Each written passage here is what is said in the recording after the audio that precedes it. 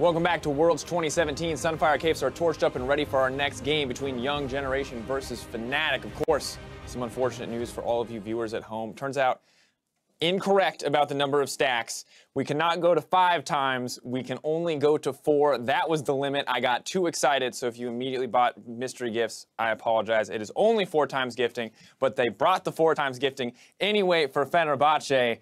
Now, however, back into the game, comparing performances so far from what we've seen against Chaos Latin Gamers, Young Generation are definitely going to need to step it up here if they want to take a win off of Fnatic. Yeah, I mean, they had a good early game in a sense where they were able to build a lead based off those 2 picks. And then the problem was that it fell apart. The Syndra wasn't able to snowball, missing a lot of skill shots. The Renekton, Build Blade of the Rune King, wasn't actually able to convert that into anything as he was getting solo killed by the Cho'Gath. So I think they can potentially try and go fast again, but they need to execute better. Yes, agreed. Thank you. thank you, Vedius. So I think the other thing about Fnatic that is very concerning, right, is that one of the biggest weaknesses we noted for Fnatic, which was Broxah not playing aggressive enough in the early game. You were saying, what are the concerns for Fnatic? I'm like, they had a very convincing I was saying, coming into the tournament, was Broxah not being an aggressive force. Yes. He was much more aggressive, maybe sometimes too aggressive, but do you feel like it is a positive change for him overall that he is playing more kind of an in-your-face style? For sure. I think Rek'Sai is almost the perfect champion for him too, because he's that hybrid between being an early game active jungler that can transition into a late game tank. I still have question marks around how this team will perform in the later stages, but right now, the best thing for Fnatic and Fnatic fans is that these guys are looking dominant so far in this group, and against Young Generation, you'd hope that they would continue that level of dominance and repeat a similar level as Cloud9 and WE. Another champion that I would love to see if Broxah is actually going to be able to play is that Nidalee. KLG banded out against him, and while this champion that plays very, very aggressively, it doesn't have to necessarily gank a ton to do it. It can play in the enemy's face, and then it transitions into a more of a team role later. So I wouldn't mind seeing if Broxah actually picked that one up, or if that was just a kind of fear ban out of KLG. Also wouldn't mind taking Reckless and Jez's off a Xayah Rakan lane. Yes. I think earlier on in the day, we have seen the power of this duo, and I think that you kind of want to stop giving those duos away. We may have noticed a trend. Like Xayah and Rakan turn out they're a really good bot lane. Turns out they give you a lot of what you want. But it's also just a matter of teams not giving the proper answer to it too. Like if you give it, that's fine, but just make sure that you have some response. Like we've seen Tristana Alistar be really effective. Some people like Thresh. Some people like Morgana. Like there are a bunch of different champions you can go for, but like Soraka, Janna, not really the optimal answer. You've learned that the hard way. I have. Right, I mean, like, if they're first rotationing Xayah and you take something other than Rakan in your first rotation on red side, that's fine, but very importantly, like Vedius is saying, make sure that you're grabbing something that's going to give you some pressure in that lane, as opposed to just, all right, well, the Rakan gets a free lane with the Xayah, they probably push us in, and then late game, they're both monsters. Exactly. And the thing about Young Generations, we did see them go with a very, very powerful draft. They know what they want to play around, so I don't know if they're going to get the same opportunities, Fnatic at least, in draft this time around, but the question is, what are Young Generation willing to give up if they want to go for more of those early game style picks? I'm not sure that you really have to give up too much based off what Fnatic took in the first game. I think the big thing is separate the Xayah Rakan. I don't think Ryze, based off what I've seen yet, is worth a ban. Galio is something you can potentially counterpick. So I would love to see them kind of take the same approach that they took in the first game, but just make sure that they're hitting those Syndra stuns and the slows. The Renekton is actually building an advantage, not just going even with the counterpick. I also want to know who their top lane is going to be this round. I wouldn't mind seeing Nocti come in against Soaz. I think Soaz had a great game 1. Rather than try and put a carry into that lane matchup, just put a tank who can match him, and maybe even take the Galio away, because Soaz has a great Galio earlier on, and we know that Nocti can perform at a similar level. Well, we're going to see what Young Generation can do up against Fnatic as we send it over to Casters to get us into game. Thank you, Dracos, and welcome back for Young Generation versus Fnatic. Once again, I am joined by the absolutely beautiful Aiden, Zyrene, Moon. Talk to me about these two teams. Talk to me about this game, Zyrene. What is it that we want to see from Young Generation that they haven't shown us yet? A lot. Basically, they played against Chaos Latin Gamers, and it was not convincing in the slightest. They ended up losing that game, and right now, Young Generation are not looking like, people were saying, oh, they play a lot against the Gigabyte Marines. They're from the same region as the Gigabyte Marines. It is a very far cry from what the Gigabyte Marines style is. They seem very passive. They didn't seem to be incredibly active at all. Even when they had things like a Renekton in the top lane, they were getting destroyed by things like a Cho'Gath. And especially against a team like Fnatic, who when they get a lead, they'll just be able to take it away from you. You need to be perhaps a little bit more aggressive. I mean, Gam pressured an EU top seed before. They pressured G2. They were able to take games off them. That's what we want to see from Young Generation here. Yeah, you want to see them punching up instead of, missing and flailing around, because that's kind of what it looked like against KLS or KLG and Chaos Latin Gamers. But Fnatic, like you said, they look like a different beast coming in. The #1 seed from the European LCS, kind of looking on par with those other #1 seeds besides Hong Kong Attitude, and really just trying to take care of business here. And that's the scary thing about Fnatic is after their loss to Misfits in the semifinals, they said, all right, we're looking one game at a time, one match at a time. Who's our opponent across the rift? And if they're able to dismantle Chaos Latin Gamers, they'll be able to go into tomorrow topping this group and in a prime position to play a #2 seed in the elimination round. And they'll have just seen the Group 1 seed from Group D actually struggle and lose a game. They won't want that to be a repeat performance. They look very good against Chaos Latin Gamers. In fact, I think only Broxer died in that game. He had 2 deaths, 2 deaths for the entire team. You want to see Cap stepping up. You want to see Broxer getting that rookie experience, getting a bit more time on stage, and being able to synergize well with the rest of the veterans of the team. Yeah, and they're pulling some things out too that you really don't always have to pull out, like the Ryze. I think Ryze is an incredibly powerful pick right now because everything else around him has been nerfed. Right, the Cassiopeia got nerfed. The Orianas, we're seeing all these different champions kind of get hit a little bit, Syndra, etc.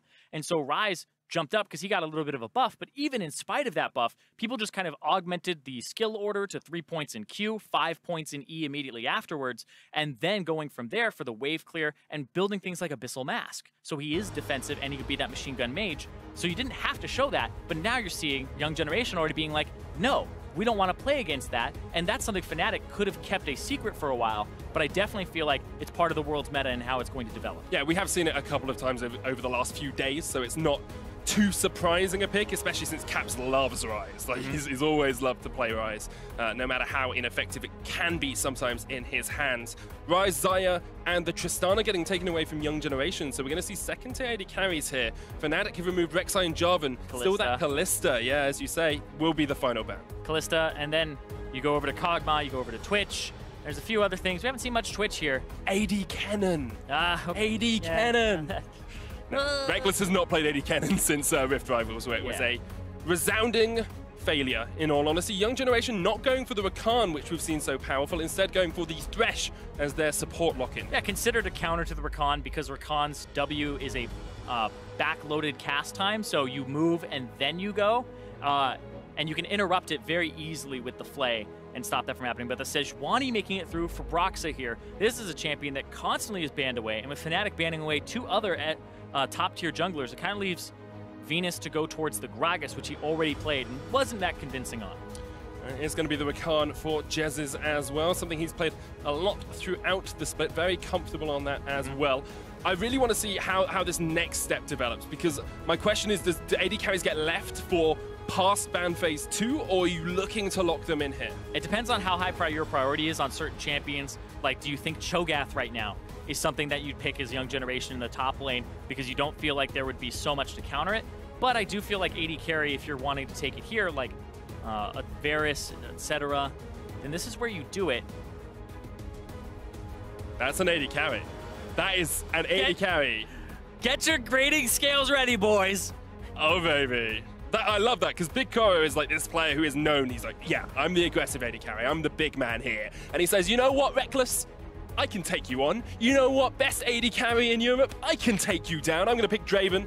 This has been something Fnatic have played against before, because of course Misfits have cracked out the Draven a couple of times throughout the split. It is going to be the Varus, as you said, for Reckless.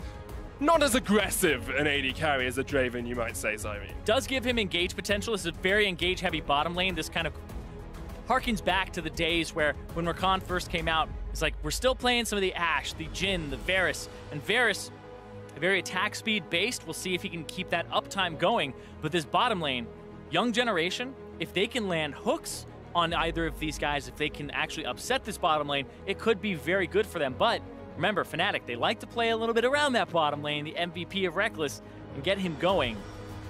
Have to see where Broxah decides to path early on. Said that we wanted to see more aggression from Young Generation.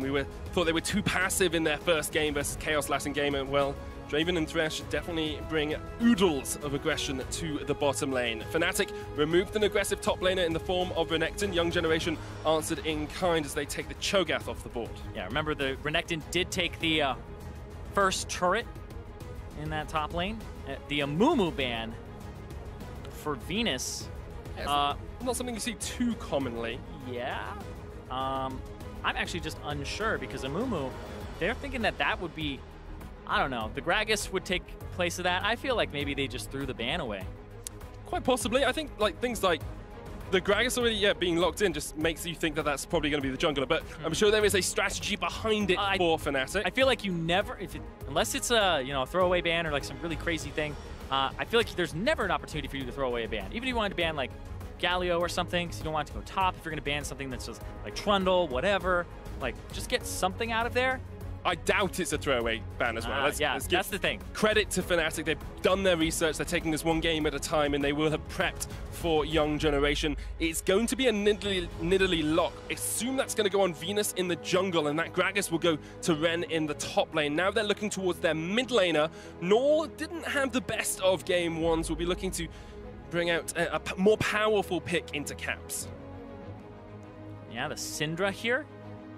Some counters still on table. We'll see if he goes for like the Fizz, the Echo, the Vladimir, and the Galio. So this is kind of why they wouldn't ban that away. But the Galio was something they were talking about for Soaz. Could be for Caps. I really don't like that composition if it gets locked in for Fnatic. They've got so little damage on that Fnatic lineup, and LeBlanc gives you just a smidgen more damage in that mid lane, Zyrene. Yeah, it's interesting as well because LeBlanc was a champion that popped up again after nerfs came around. You can't keep her down. Nothing seems to keep her down. You nerf her wave clear, you nerf the damage output. Doesn't matter. She's still this very, very relevant champion and a skill-based matchup here between the LeBlanc and the Syndra. Well, Caps has been showing off his talents in the first game. Had a very good game on the Rise, of course, going 6-0-6. Null struggled on Syndra. He went 1-2-4 up against the Chaos Latin Gamers. And in a skill matchup, personally, I give it to Caps. Perhaps I am slightly Fnatic favored in my view of the situation, but I think the last two matches these teams have played speak for themselves. And as we come into the games, I mean, I want to talk a little bit about what these compositions want to do. It feels very early, very aggressive from Young Generation. Fnatic, on the other hand, perhaps a little bit more traditional with the Shen, with the Sejuani, and then a couple of damage dealers. Yeah, a lot of front line here for themselves with the Shen and the fact that they have the Sejuani. I do like that combo, but then they have that slipperiness and the option to 1-3-1 with the LeBlanc, and then they have Reckless in the bottom side and an ample engage from this team from Fnatic. Young Generation looking for their first win. Fnatic looking to continue undefeated through the play-in stages. It's World Championship 2017 in Wuhan. And what I really want to see from Fnatic here is exactly what they did in Game 1, but with a little bit more grace, with a little bit more refinement, not giving away those kills that they did, and just closing the game out cleanly like we saw C9 do. Yeah, you want Fnatic to kind of not have to play against their opponents, but play more against the clock. Can they outdo themselves? It's almost like those ghost runs when you're playing like Mario Kart, right? It's like, oh, I got to beat my last time. I got to keep going. That's what you want to see from one of those top 1 seeds in a pool that kind of looks a little bit weak. But for the other side, for Young Generation, you want to see them use this Nidalee, use this Draven, be aggressive and try to win lanes, because you're not really going to out-macro a top team in Europe, right? I don't feel like Young Generation have that in them at the moment. Phoenix won out-macroed us. I know.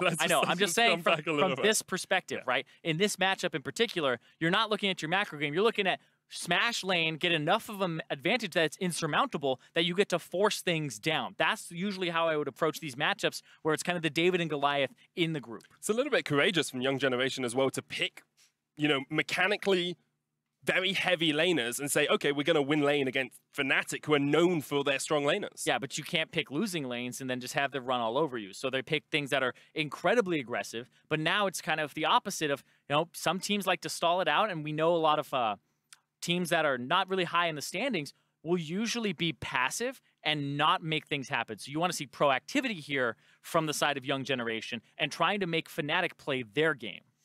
Just so you guys know, we do have a slight pause at the start. There's an audio issue with one of the players. We'll get into game as soon as we can, obviously. And we know you want to see the screen and not Zyrene's beautiful face. I keep doing this, man. This is getting a little bit weird. Sorry. Maybe it's the makeup. Maybe it's just...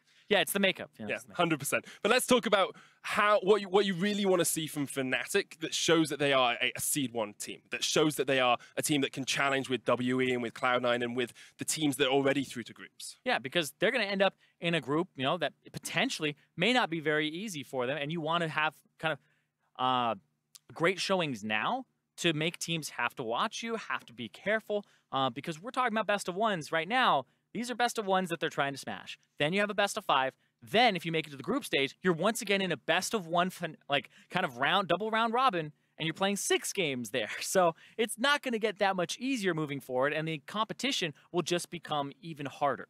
And the more that you win in a dominant fashion, the less you actually have to show. Exactly. We talked about showing the rise earlier on from Caps. Perhaps now this is a more traditional composition. The Varus isn't really too much of a surprise. Yeah, I think that's a fantastic point you just made, Medic, because when you look at Cloud9, none of their games went over 30 minutes. It was 22, 25, 27, and 30. That's it. You don't know what they look like in an Elder Dragon setup. You don't know recently what they're going to play around, and these are different patches. So even going back to their NALCS and their regional qualifiers performances, you don't have a great idea of what their priorities are, how they're going to shift them. So there's still a lot that they didn't give up. And you can see, we saw it the other day where there's a lot of fans in Wuhan of Cloud9 and even of Fnatic here too. Little princess. Little princess. Wait. It's a skin because he's wearing the cape. Looks a little bit like a little princess. We saw Fnatic doing the heart signal as well on the stage. It's the little crossed fingers. It's a heart apparently in China. I was wondering what they were doing, whether it's like a money symbol. See, that's probably, yeah, I was like, are those the valves coming out? What, of a heart? Yeah, well, I think it's just meant to be the same shape as you would do with your fingers. Yeah. But it's just those stick out. But I feel like it's more anatomically correct. Let's be technical here. Valves don't come out That's true, that's true. That's true. There's 4 chambers, and That's you've true. got 4 valves, and then the pulmonary arteries and the aorta that come out. I love getting things intentionally incorrect. Intentionally incorrect, yeah. Well, yeah. That's what I do when I'm casting as well. Just need more people to comment on it. Well, I like doing that around you because you'll correct me with all your medicine It triggers me, in all honesty. Yeah, I love it. And you know what else sometimes triggers me? What? Audio issues. Okay. They can be frustrating. Well, they're very frustrating. It depends on the issue as well. Yeah. But I don't want to speculate here. I do feel like both teams on stage are just in that mindset of let's get in, let's remember what our coach just told us, what our game plan is, and don't drop anything on the way. And you have to be ready to have pauses and to have these things happen, because they do happen sometimes on the world stage, and you need to be able to compose yourself and prepare and continue in that right state of mind to be able to actually go into the game at your full effectiveness. And perhaps it's even a good thing for the teams to have this happen early so that they can be prepared for any eventuality that might happen. Yeah, and it's something that I feel some teams aren't comfortable pausing for like small things like audio issues or. I talked to Mike Young after his first few days. He was like, my screen settings were wrong, my mouse settings were wrong, but I thought it was all in my head and I was just nervous. And he didn't want to pause because he didn't want to throw his team off their groove, right? So having a team and having a mentality of I need to make sure that I'm good first so I can help me so that I can help you and be in the game instead of having to worry about individual things is good, because it puts you in that right place to be a team player. And that's what we want to see from both these two teams as well. Coordination. Even when you've got an early aggressive team, you can win lane, and then you help the other lanes. You help the rest of your team. You go for those dragons. I think we're just going through ready checks, so we should be into the game in just a minute. Yeah, and that's why I think that mid lane, we talk about how, there's whose meta is it these tanks, these Cho'Gaths, these top laners? Is it these bottom laners, these Tristanas, right? I honestly still feel like mid lane is the most important lane in the game to get ahead, to open up the map. If you open up bottom, you can maybe do lane swaps and get the top turret, and I would say that's probably the second most prevalent place that you should actually put your attention. But having a winning mid laner, even just in skill, winning matchup, whatever it is, even just camping them with your jungler is super important, and especially at this world where there's so many great mid laners with jungle as their partner. And that's so vital for Fnatic as well, because during the split, we saw Broxah go nowhere near mid lane. Caps was on an island. Broxah actually spent one of the lowest amounts of time near mid lane of anyone in the European LCS. That's changed a little bit. He's now much more willing to give Caps the time of day, much more willing to help out. And I actually think Rift Rivals was a major shift for that, because we saw the NA teams just absolutely destroy Caps in the mid lane. We love mid, and it's it's affected my casting a little bit because when I was looking at the last game, I was like, where are your 3 control wards around mid? Where are all of your regular wards to force sweepers and force people to come towards mid? Because as a mid laner, you want the action to come to you. You don't necessarily want the action to go elsewhere early because you just want to be able to have things happen central and then move from there. When we are onto the Summoner's Rift as everything gets set up. Fnatic versus Young Generation. Young Generation still looking for their first win, coming, of course, from the GPL, the 2nd seed after GAM had such an impressive showing at MSI. And we'll see, because they didn't look much like the Gigabyte Marines, and people were expecting that a bit. But now it's looking a little bit like the Gigabyte Marines are a one-off at the top. But we said that about Flash Wolves a few years ago. That's true. But also, the composition from Young Generation, I want to see what this looks like, because this looks a little bit more like Gigabyte Marines. Crazy stuff. They're going to be up in your face. Venus isn't known to be that jungler who's kind of like taken after Levi, but this Nidalee gives him an opportunity.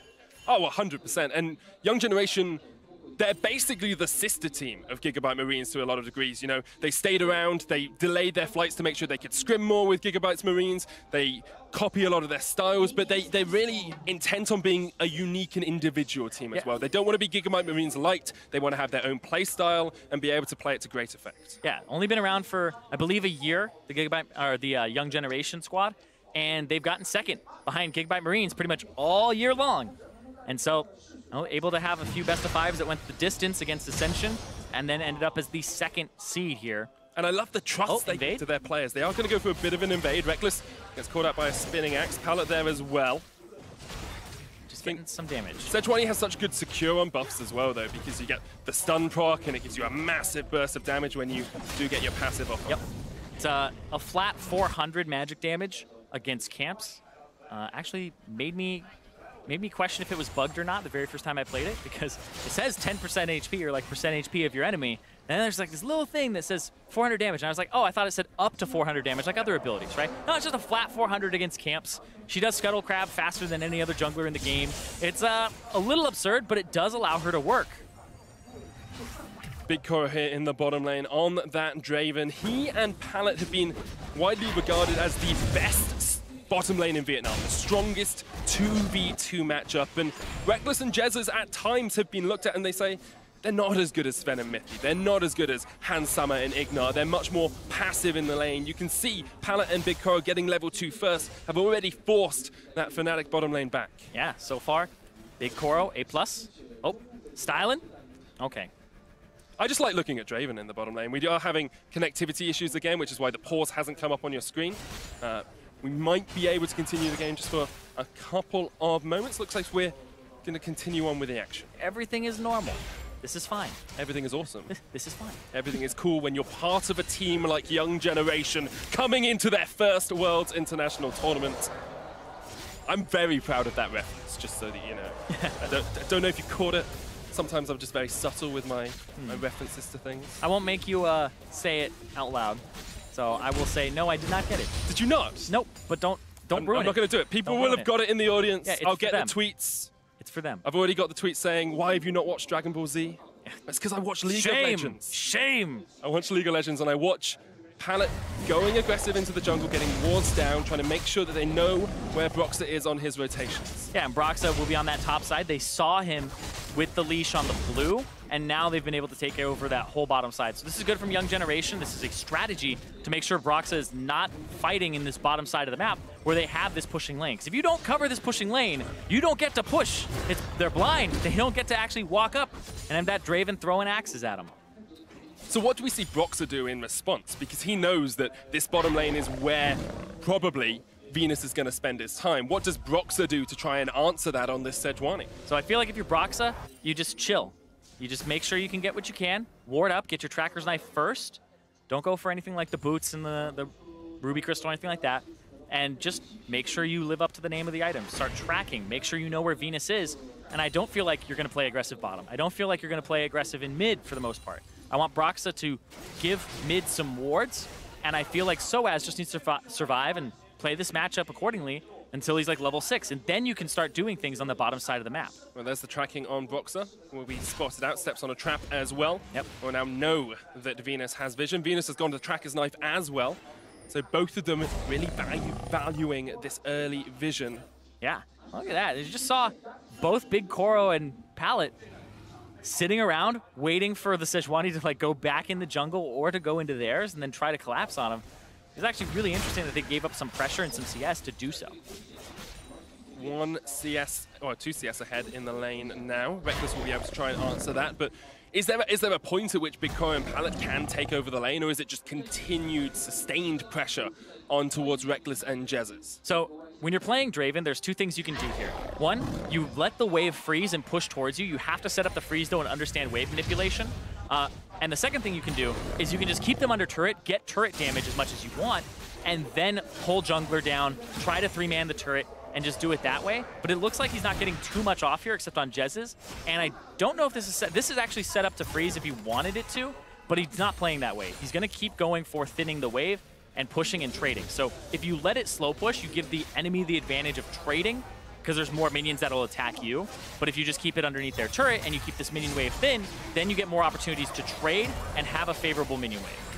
That's got the heal early already. Heal from Reckless as well. Minion wave is going to hit onto Big Koro, but he has the summoner advantage here. Pallet still with the ignite as well. Jezus has an ignite of his own, of course. Jezus has actually had time to go back and pick up that Nomad's medallion, so he's going to be getting extra gold in this lane if they can keep it relatively even. And I feel like that's where some of this advantage is coming from, is the fact that he's able to stay even in that lane. And a little bit of that is top lane, actually. Looking at Soaz with that Tiamat already purchased, and he's winning this lane by a decent amount here with the CS and just the better mechanics and the better basics on last hitting. 2 veterans fighting against each other. Ren is the team leader for Young Generation, has been around the block a few times, but not many people can match up to Soaz's international and experience record. Looks like, no, nope, not going all the way around. That's the thing, like at the moment it's so tentative and it's trying to work out exactly how the teams want to play these matchups and want to play the vision game because both teams are really heavily invested in wards early on. Yeah, and right now it's Moby Boots for Pallet, first item, and now he's roaming towards the mid side. Maybe clearing the vision, helping find these control wards, but looking first and foremost for a gank. Flash hook can of course catch out LeBlanc, but Cap still has a flash of his own and the distortion to be able to jump his way away. Null is going to be given across the blue buff as Young Generation, with an aggressive early composition, have had a slow-ish start. Yeah. They've had a few signs of brilliance. They burnt Reckless's heal, remember, in that bottom lane, but they haven't quite been able to capitalize on it yet, Zyrene. Yeah, I feel like Fnatic, like I said, they're playing safe enough. They're just playing safe. That's all they have to do right now. Their composition is a little bit better in that mid-late game, especially if the Draven doesn't get anything early. Or the Nidalee, right? And Brox is keeping pace with the Nidalee. Right now, though, Soaz can flash the spear.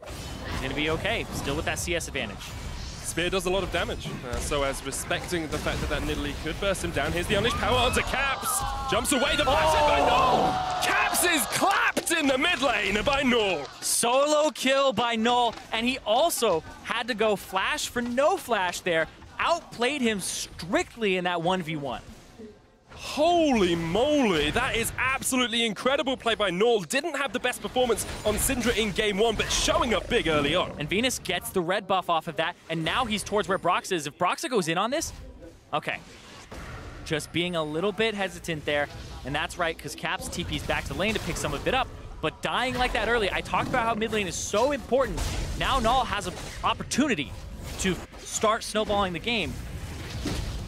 Amplifying Tome, a little bit of magic resist, some boots as well to get yourself back into the lane, and this is a pure 1v1 from Null. And right now, Soaz is focusing on last hitting the wave, so he's not looking really at Caps' HP or the burst that could come through, and he's just trying to stop the back, so no Shen ultimate there, Null just 1v1s. It's a bit of greed from Caps as well, because he had flash, and the Dark Sphere came in, he tried to dodge it, didn't flash. It was interesting. Because I think he was looking to just see the visual indicator of the force of will, because Syndra's holding the W. You're not expecting her to Q, you're expecting her to throw the W, and that's what you're going to flash, but she just throws down a Q, and he doesn't get the reaction. But now Caps has flash advantage, and I like that Young Generation, their warding, we can compare it to the way that mid lane was warded last game. It's just a little bit more important for them to know what Caps is doing and keep this mid lane pressure. It's very topside focused. If you look down towards the bottom side, that's where Fnatic have their vision advantage. There is a Mountain Drake on the cards. They've got Shen. Fnatic have been known to go for these 4-man dives down towards the bottom lane. Would not be surprised if Broxah starts pathing down here and Caps perhaps even looks for the roam. Yeah, Caps would be the one that I would expect to start roaming down here, as well as Soaz. Just have 4-mans, bottom. That's really what I think about when I think of Fnatic and them finding success. You know, we're talking about they should be able to play through Caps, but when I think about what they do, it's usually 4 people bottom, 5 people bottom, going down and making sure that they can get an advantage on that star 80 carry.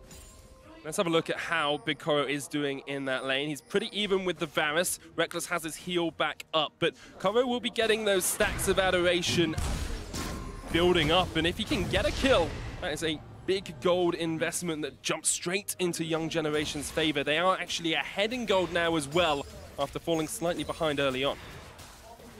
I do feel like Young Generation, though, in this bottom lane, are in a position now where they don't have ward coverage. Brox is now coming down to the bottom side. Shen ultimate is something they have to worry about. So going aggressive, I think they may have missed the window where they were just trying to push and not do a lot of turret damage. But I feel like they missed the window for Draven to really just keep autoing, keep getting damage, and push it in. So I think a little bit of a failure there in terms of the aggressive play that we were looking to see.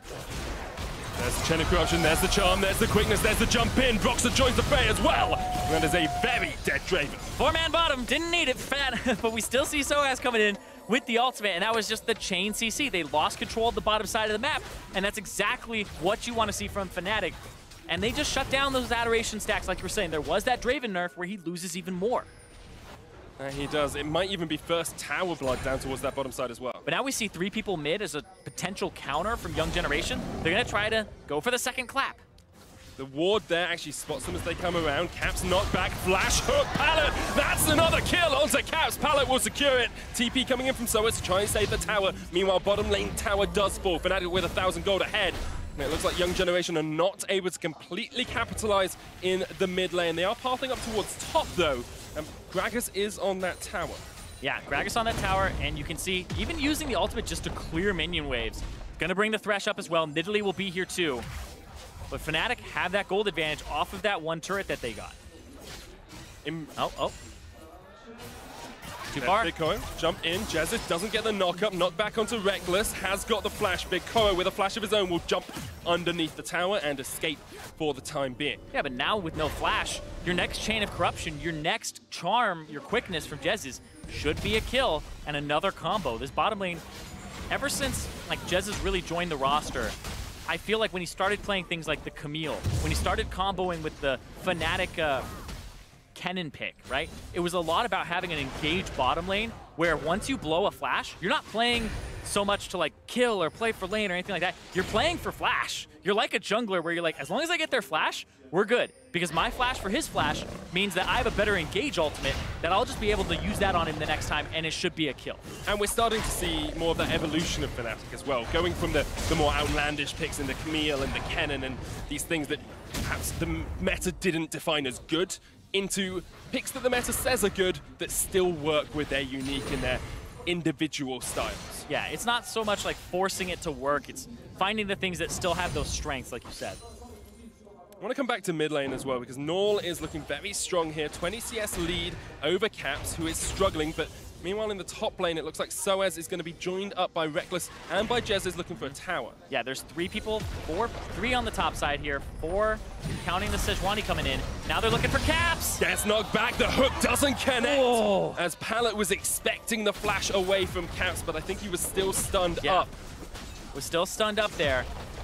But they'll be able to get some damage on that mid turret and take that down, but they're trading that top turret for it. They do lose the top tower, but mid lane tower opens up so much more of the map. Null is having a great game. Pallet's roaming around really well as well. If Young Generation can continue to put pressure onto Caps, they have a window of opportunity in this game.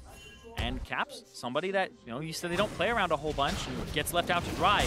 And when Brox is not on this aggressive jungler and he's playing something like the Sejuani, it's just kind of a back to that strategy of, hey, go bottom, then we can go top. And it's funny, because we were talking about this beforehand, where mid is important, And bottom is like the second most important, because once you get that bottom turret, you can swap it to top turret, right? But then you go from there. What objectives have you opened up? But look at this. I talked about the lack of flashes earlier. They're going to go for it now. Doesn't quite get the connection. Explosive Cast knocks him back, but the charm is going to land in the end as Big Koro caught up, overextended in the top lane, and will eventually fall to Broxah. Reckless was trying to get the kill for himself, and Broxah just swiped away the hammer. He doesn't get an assist there, but time is of the essence here when Caps is getting bodied in the mid lane here by so many people. He's just trying to buy time. There's 4 people here. This would actually be an advantage if they get this turret.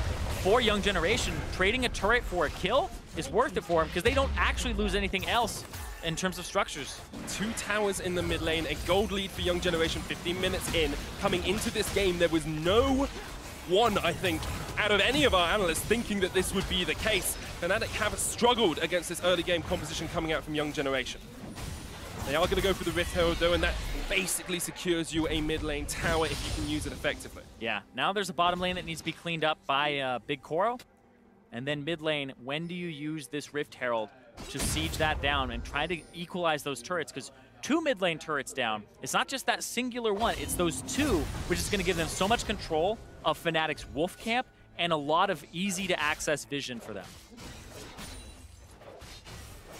Coming back to the mid lane discussion about Caps, we've seen a couple of really strong LeBlancs across the course of play-ins thus far. Jensen being a prime example of how to pilot this champion incredibly effectively, and Caps was meant to be the next big up-and-coming mid laner from EU. He was meant to be the next Bjergsen, the next Jensen, the next Forbidden, or the next Perks. And he was the baby faker. He was the baby faker, and he hasn't quite lived up to that moniker yet. There are times when he looks absolutely brilliant. There are times when he looks like he can 1v9 and take on the world, but too often he falls behind. Too often he gets caught out by the enemy team. But let's just say right now, Null has been playing incredibly well. He's at that 10 CS per minute mark. He's the highest CS in the game, tied with Reckless right now, who is already averaging a 10.6, I believe, which is actually ridiculous. When I look at CS per minute, I'm looking at 9+ for a lot of the carries, and that's over time. That's over, you know, all of the games you've played. Bad matchups, good matchups, matchups you get camped, matchups that you die early, things go wrong. What is your consistency stat? And Reckless has one of the highest, I think, like the highest in the world right now for that. And we're seeing somebody like Null in this game with an advantage be toe-to-toe with him in terms of what they're picking up on this map, because he is somebody that now Young Generation can go ahead and leverage. Fnatic do give a lot of farm to Reckless as well, just to clarify that. He does farm incredibly well. He actually has a 20 CS advantage in this lane as well. Across regionals, he averaged 16 farm ahead at 15 minutes, which is pretty darn devastating when your enemy AD carry is basically a kill behind in lane. Yes, and like you said, there is only a finite amount of farm in League of Legends, right? If somebody is picking up this absurd amount, it's got to come from somewhere else. Oh, beauty, Venus! And from Venus, it's coming from Broxah's pocket. Oh, that was so pretty to watch. Broxah could have blocked it, didn't realize that Venus was there, and it comes down to vision once again, Zyrene. Extra wards, extra pushing to try and clear out these control wards gives Young Generation the extra Rift Scuttle. But like, if we literally took the proximity of everybody to mid lane in this game, it is overwhelmingly in favor of Young Generation. I don't think I've seen Jezzes and Reckless around that mid lane yet, and that's why the ward control has just been in favor. There's 2 control wards, one on either side. Palace just doing that for style points, but there's a control ward from Young Generation on either side, and now everybody's collapsing because there's so many damn wards. It's just like, help. We chunked out the jungler. Let's just get everybody in here to get rid of these damn wards and make something happen. Well, Fnatic have realized and perhaps have listened to you, brought 4 members towards this mid lane, so as it's just off towards the top side of it as well. This is an engage. Herald is there if they want it. This is an engaged position for the team. Ren over the wall, and then they say, okay, we'll just back up. Because right now, Broxah, you can see the Sejuani ultimate come through. You can see a lot happen here. Now they're just trying to clear. So the control boards fall, and there's none left in the inventories of the Young Generation. They have to back and restock to reestablish control of mid lane. First item spikes have been hit across the board as well. Ardent Sensor first for Jezzes, has got the Sight Stone as well. No Ardent Sensor on Venus, which is something we have seen from Nidalee players, instead going towards the Athenes first. Yeah, I actually see both those items on Nidalee players now. It's really interesting because you buy it just to become like a heal bot, and you spam that heal on people, and it makes it so like you're having a pretty good time. Also, fun fact, because the Tracker's Knife gives you 225% base mana regen when you're in the jungle, not when you're out of it.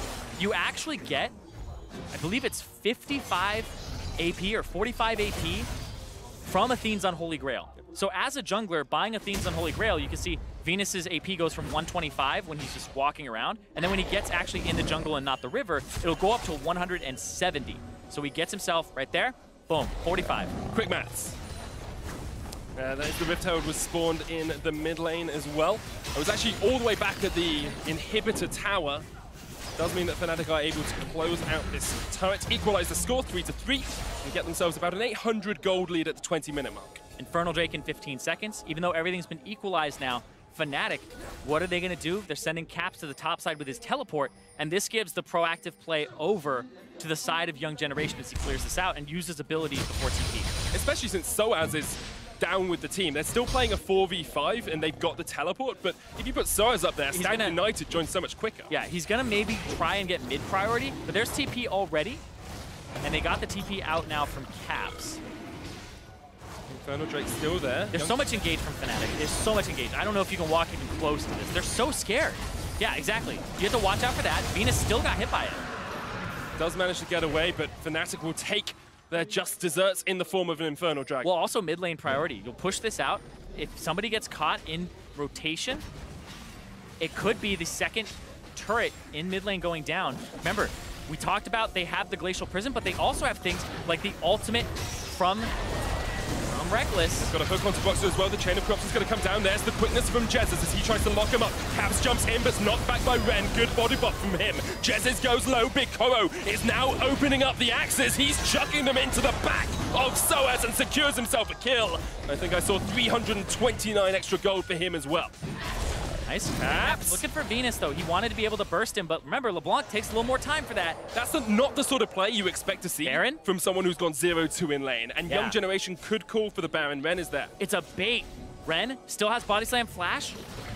Oh, Pallet! Flash from Pallet. Broxer gets body bopped up. Null's going to get the scat of the week as well, and that is a very dead Sejuani. They killed the jungler. They killed the top laner.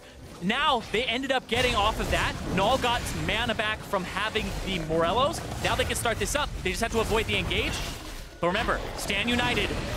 Well, they've still killed Broxer. Perhaps they've killed the hopes of EU. Caps jumping in. Here goes Jesus as well. Baron down to 2,000. Ren gets jumped out of the pit. The Baron falls. It's gone to Young Generation, and they've still got members alive. Jesus low, low, but 3 members have died, and it's only Null and Ren who will escape to the backside.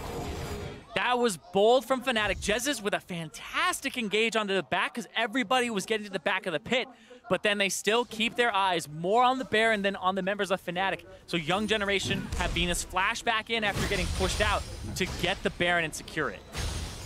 Zyrene, if you said to me before this game at 23 minutes, Fnatic would be equal on kills, equal on towers, and equal on golds with Young Generation, I would have laughed in your face. Young Generation have stepped up so well in this game. They played their composition really well as well. It's actually just completely equal on both sides. 3 turrets apiece, 1 Drake apiece, and then they also have 5 kills apiece. It's this Baron now that makes the difference. And Broxer got hooked trying to get out of there. Pallet, this man has been doing work. Loving this right here, where Soaz ends up going in, and then they try to keep him there as long as possible. Pallet with a great play backwards, and Ren with the slow, just in case the flash comes out. 389 gold. Nice. It's not as much as you would want, but extra long still gold. I'll take an extra long sword if I can get one. Let's look at this Baron fight again. Jez is in the back, and then Soaz gets to taunt across 2. Venus now has to go away, and when you're behind the Baron, there's more AoE damage. He's doing back spikes. Hold on, though. Engage onto Ren. There's the chain as well. Here comes Broxer looking for the stun. Can't quite get it. Ren once again escapes. Perhaps an overcommit there from Fnatic into the Young Generation. Broxer's 100% in Sejuani range there. If he has Q up, QR, 100% you can hit him there. But decides it's better to save that in case. Is this a base race? Oh, it'd be beautiful if it was. It looks like Fnatic are just going to get 1 turret, but they might lose their inhibitor tower here. Caps is backing. Baron is going to help them push in. Big Koro, Pallet, and Null going to be able to break the inhibitor line, and Venus is doing a great job of keeping Fnatic alive. Fnatic actually going to chase back onto Venus, but this is an inhibitor gone. For Fnatic, they will get a kill onto the Nidalee, but how much have they lost for this? Venus is still escaping. Eventually, they'll knock him, but he's going to get away. Not quite enough. They kill him. what more can Fnatic get from this? Because they lost an inhib in mid. They'd have to siege bottom, but I feel like these 3 members will recall, and then it's just wave clear. Because they don't have Baron, remember. They lost it to Young Generation, and Young Generation are rewarded with the mid lane turret and that inhibitor. All that work that Null did in the early game got them those 2 turrets, and now it's got them that inhibitor after they've been able to revisit. As we're coming into this game, we talked about compositions. We said, Soaz might get caught out in the top lane. Panic comes in, but here is the damage from the unleashed power. Soaz flashes the wall, but you cannot flash away from the biggest Koro on Young Generation. Now, the only big Koro as well. You didn't have to do that. You just could have just left it. It's true. There's an asterisk next to it. Yep. But he is the biggest damn Koro on this team. Yeah, it's true. It's true. I was going to say as well, coming into this, we said Young Generation have an early game composition. They want to get this pressure down. They've done that, but the gold is still pretty even with Fnatic. Can Fnatic now start to scale up into the late? I just think it's Fnatic's basics on CS is just what's keeping them in this game. And then they've had really good fights. And right now, we're seeing Caps try to get something here. That still hit. Man. No vision in the bush, though, and here comes the TP from Ren. Young Generation might take this because it's a split Fnatic. They have to back away in all different directions. And eventually they will be able to escape. Young Generation to get away as 5. That is some really good patience there from Young Generation. They know that Soaz could have Stand United and teleport to join. Ren uses his TP because it could be an all-out fight and wants to be there immediately. And now they get to back, reset, have this inhibitor wave pushing in the mid, and the the Cloud Drake is the thing that's next on the table here in 30 seconds, 34 seconds between these 2 teams. But there's so much control for Fnatic of that area. Young Generation will try and regain control of it, and they have these big power spikes as well. You've got Banshees, Morello, Voidstaff on Null. He is looking absolutely devastating on this Syndra. Such a change for him from game 1 to this game.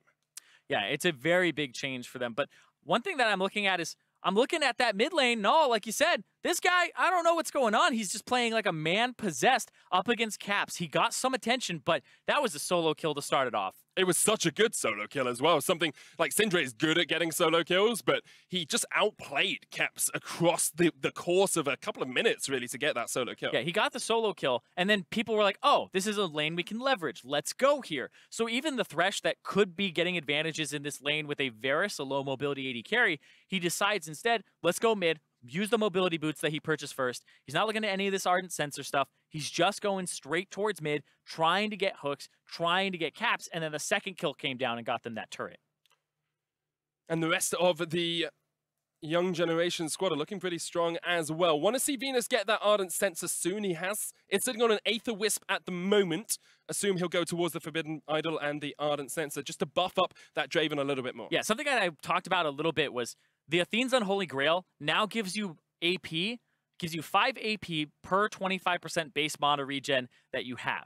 So there's already base mana regen on the item of 100%. So it's already an item that's a 50 AP item when you buy it. If you're a jungler and you have that 225% from your Tracker's Knife or even just the Hunter's Medallion, you end up getting, what was it, 45 more? It was 45 more than 125 to 170. You get 45 more there on top of it. So when he purchased this Athene's Unholy Grail, it was 50, but this is actually a 95 AP item that he purchased. And it's typically for supports, but this is why Jungle Nidalee is buying these items. You go, oh, it's a supportive item. But then you go ahead and buy yourself the Ardent Sensor. That has 50 base mana regen on it. So then that makes the Athene's Unholy Grail like a 105 AP item, right? So it just keeps stacking when you have those extra ones on top of it. And this Nidalee is honestly not hurting at all for any extra for damage. Alongside that, you've got the buff that you give to Draven with the Ardent Sensor and the heal, which of course gives you extra attack speed on it, so it's just so strong on that Draven. Big Koro is sitting at 2, 3, and 0, has completed the Infinity Edge and the Static Shiv, is looking pretty strong, and probably has a little bit of gold to spend as well, sitting on 1,300 at the moment. So I want to see that next item completed before we get into this next fight. Right now, we're seeing just advantages mostly from that mid lane. It's about 1,700 up for Null. Then you see on the bottom side, Reckless is up about 700 himself, or I guess 900 himself. And then in the top lane, Soaz is down about 700. So even though the Baron did go over to Young Generation and they got that mid inhib, they're still sitting at only a 1.5k gold advantage, which is spread across one of their carries and one of their tanks. Not so much that Draven, where Reckless still has an advantage there. Obviously, we are very sorry about the pause, guys. It's due to a server issue. We're just waiting for everything to stabilize before we get back into the game. But hopefully, we'll be right back on into the action as soon as possible. I want to talk about next steps here, Zyrene. What is it that Young Generation do next to really close out this game? Because they are still in a winning position. But to me, it feels like the later the game gets, the more it goes towards Fnatic's favor. So a lot of people will have that kind of gut feeling where you're like, oh, Fnatic are still fine, right? And it's not, I wouldn't say it's so much because you're like, oh, Fnatic are like this team that has this high pedigree. I feel like it's because when you look at the compositions, they just have so much in terms of engage that we saw it when the Infernal Drake went over. We're like, oh, Young Generation, they're in a great spot here to like siege. They're at the Infernal Drake first. Then they all pull off of it because they're like, no, we don't want to get Shen flash taunted. We don't want to have a chain land. We don't want to have the Chain of Corruption land. We don't want to have Jezzes jump in with the recombo. And you don't want to have like the Glacial Prison. There's so much long-range engage here from Fnatic, and that is key when you're playing against a team that wants to kind of be a little bit spread out and has good skirmishes, but they don't have high CC, right? So the Nidalee doesn't offer CC. The Draven barely offers any CC, right? So you're looking at this composition that if they are not 5-on-5 and the CC doesn't hit perfectly, then Young Generation have an uphill battle because they're facing damage against a lot of crowd control. When the crowd control hits, your damage drops to 0. The best CC is yeah, and the reason that exactly, and the reason that people feel, or you would feel that Fnatic still have an advantage because of that is because when you're proactive, that means anytime that Young Generation misstep, somebody is in the wrong position, they could get Sejuani ulted. So you have to respect the range at which these things happen. It's one of the reasons that Rakan is so damn popular and so damn good in the games means, hey, we're sieging a turret, but make sure you're always thinking about from all angles this 1300 plus range that could possibly come out, or else you lose. And I think there's a big thing about just which team has more engage in general in the planes thus far. We saw it in the last game with having that Rakan, having the ability to jump on the back line, the ability to lock people up really defines how teamfights go. And then you're looking at vision for that as well, and how you can set up around making sure the enemy doesn't know where you're going to engage from, doesn't know where the threats are located. And that's one of the things I'm looking forward to when we hit the group stages, is because SK Telecom T1, historically, one of the best teams in the world at playing with low engage because they know how to bait objectives. They'll get to the dragon first, like we saw Young Generation do, but then they have the better setup. They know what they want to do. They'll throw spears. They'll end up using things that kind of force you to walk towards the dragon and put you in a position that you don't want to be in, and they will constantly draft compositions for that. So I want to see what SKT does if they adhere to that, where it's, hey, engage is the king, or they'll go, engage is for babies. Disengage is what you need to do. You just need to be better at getting to these places first. Because I think both are actually very viable ways to play League of Legends. We have to see which one our analysts think are more viable, as we're going to hand it over to them as they break down how this game has been going for Fnatic and Young Generation thus far. Well, Matic, surprised to say it has been incredibly back and forth. Young Generation definitely stepping up here, but I think the first thing that we have to look at is the draft phase. Talk a little bit about the decision-making on both sides. Because it's not great on both sides, to say the least. There's a couple things going on. You want to take the Fnatic side? I kind of want to take the Fnatic side. All right, let me start off with Young Generation. You go ahead, my friend. We've been talking all tournament long about attacking the enemy team's strength, and as opposed to just kind of maybe trying to work around it or something. Nothing attacks enemy AD carry more than saying, we're going to blind pick Thresh and Draven so that we can destroy your superstar AD carry. And that, of course, did not work out at all for them, and it has been one of the biggest problems for Young Generation in this game. Yeah, I think that the bottom lane right now for Fnatic is looking on point throughout this game so far. They've been the main carries, but someone who's been lagging behind a little bit has been in the middle lane, and that is Caps. And when you draft a LeBlanc in this composition, to me, it just raises a lot of question marks. Because number one, LeBlanc into Syndra, very commonly known as a skill matchup. But I feel like there are a lot of safer options that he could have gone for that make more sense from a compositional standpoint. If you want 1-3-1, Corki can fill that role. If you want wave clear, Corki can also fill that role. Who's also another good champion into Syndra. Like, just starting to get the idea that the LeBlanc pick, I feel, was an overconfident move. That, so here's my question. We talk about it as a skill matchup. If you look back at the first game that Null played, Do you think it was unreasonable for Caps to take a skill matchup? Because we did see him struggle in a lot of mechanical scenarios. In that sense, I would say not really. It can make a little bit of sense. Also, a Nidalee pick is one that like it can get very scary if it gets out of control. But if the LeBlanc gets ahead, she has an extra squishy target to prioritize because Nidalee is basically the squishiest jungle champion in the game right now, potentially with Elise. But I can see the idea that if you think you're going to smash this team, that you don't really respect them, the LeBlanc pick is a good pick to style on. That's a very valid point, Mark. But do you want to know why Fnatic is our Pool 3 team rather than our Pool 2 team? Because they had that same sort of mentality going up against Misfits, and then they ended up getting 3-1. I like you say Pool 2, like they were never, ever going to beat G2. We have to be realistic there, okay?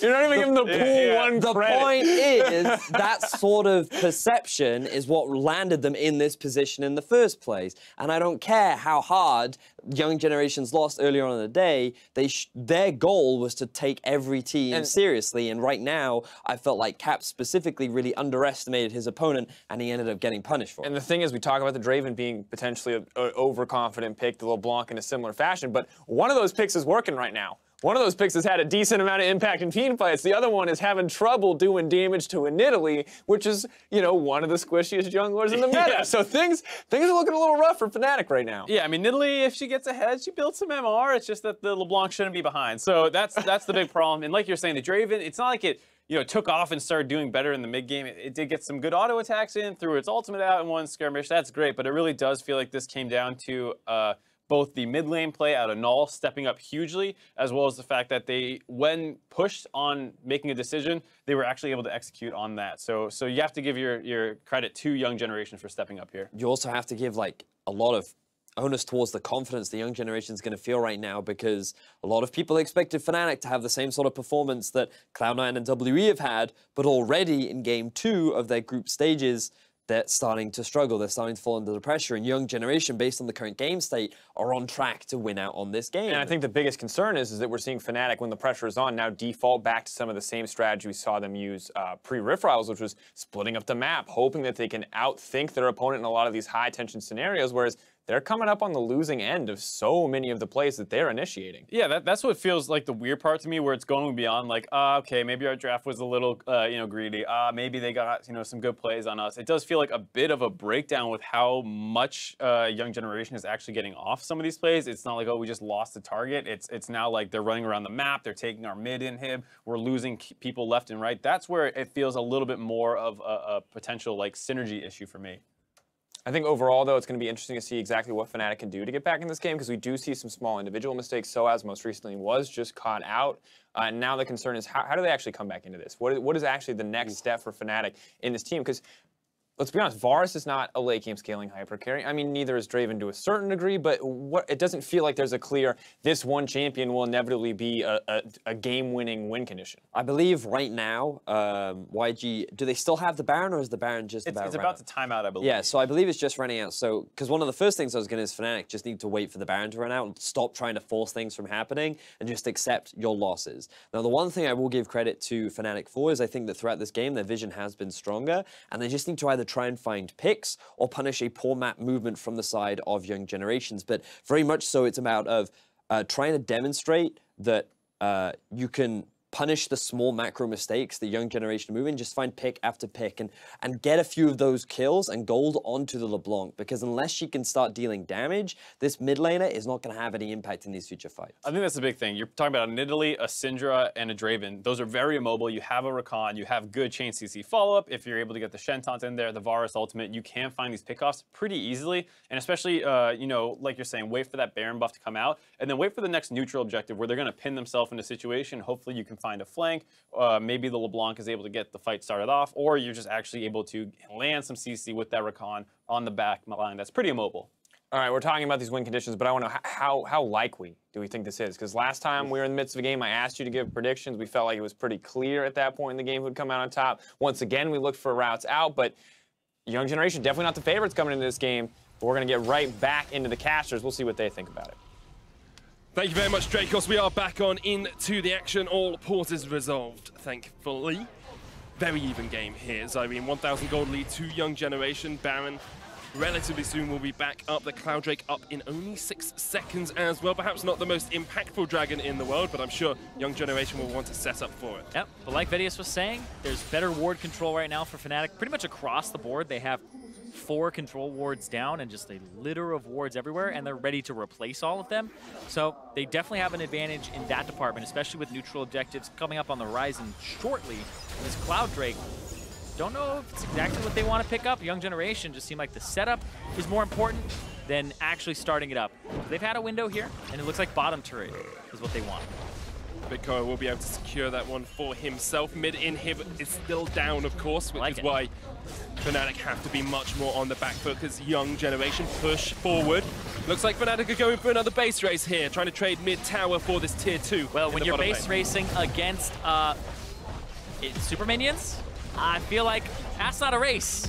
Just better calls from Young Generation. They are playing the map better than Fnatic at the moment, and Fnatic are not reacting. And now what happens is you get the Cloud Drake for free after getting that tier 2 turret. Reckless has to back up because they might just be able to come straight through the river. And now this vision will get denied afterwards if they clear it up. Super good play from Young Generation, definitely stepping up as the second representatives from GPL. Jez is engaged, double charm, here comes Boxer from the flank as well, and we see Fnatic start to collapse. Stand United onto Reckless, but Bigcoa is still free to pound away from the backside. Glacial Prism, that's Smithy channeling his inner kills off towards the side as Caps jumps in as well. But Young Generation able to disengage as Fnatic do not find the pick they want. Now you get to keep throwing spears, keep trying to poke, keep trying to land something here, and then force them out. And you can see right there, they have to back up. Caps, though, looking for damage on Null. Doesn't really have that much damage at the moment. Soaz is in such a strange position down towards the bottom side of this fight. Yeah, it would clear the minion wave, and it would force Young Generation to move towards him, which then he could go up, and the rest of his team could collapse down and pincer. And that's exactly what you would want to have if you're Fnatic, because they have a superior front line with 2 frontliners to really the one on Young Generation. But yes, Baron up in 15 seconds. You want to get those backs in now if you can. Checking gold right now, 1,700 on the Draven, 1,200 on the Syndra, and 1,000 on Venus. Right now, there's more spent gold on Fnatic's side, and they're looking for the Fnatic brush. Gonna see if they can set up around Young Generation.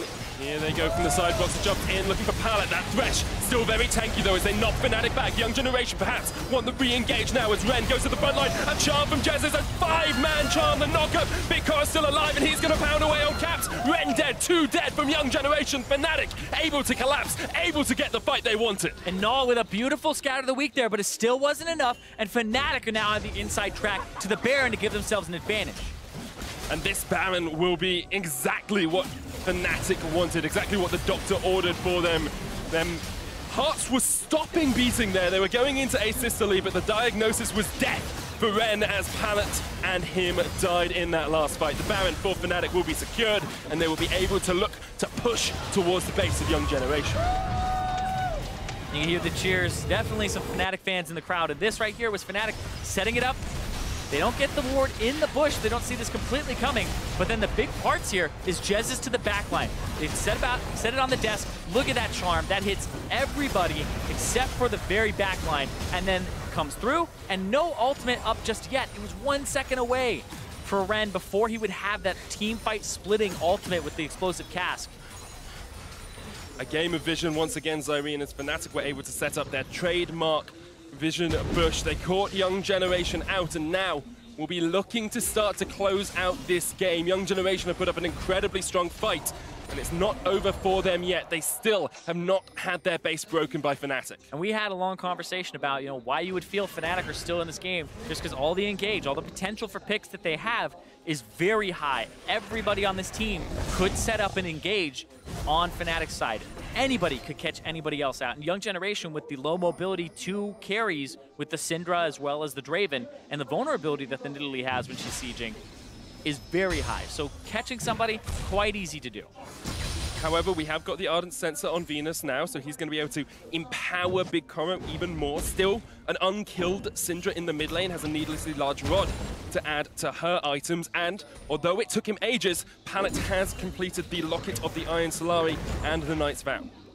The Knight's Vow coming through. We'll see who he ends up linking to, because right now the Draven looks like the prime target to do it, because you would be like, all right, makes sense. Yeah. But right now, Null's having better game. Big Koro, King Koro now King on Koro. that Draven. I wonder what you would actually say in the Knight's Vow if you were doing that. I will protect you if you give me life back. That's My liege. Pallet is now the squire for the Draven. One of his many adoring fans. Cap's trying to jump onto Null, pops the Banshees, and 1-3-1 has been established here by Fnatic. They look to push in with their Baron buff. Yeah, and using that Baron buff to its fullest effect. Caps.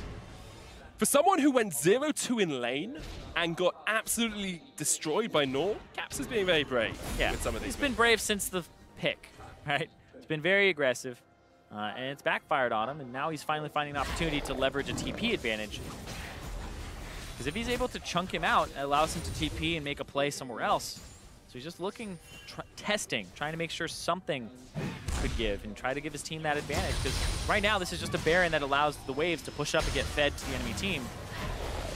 Yeah, Soaz looking for the flank here, and this will be a turret going down, as they have to respect it.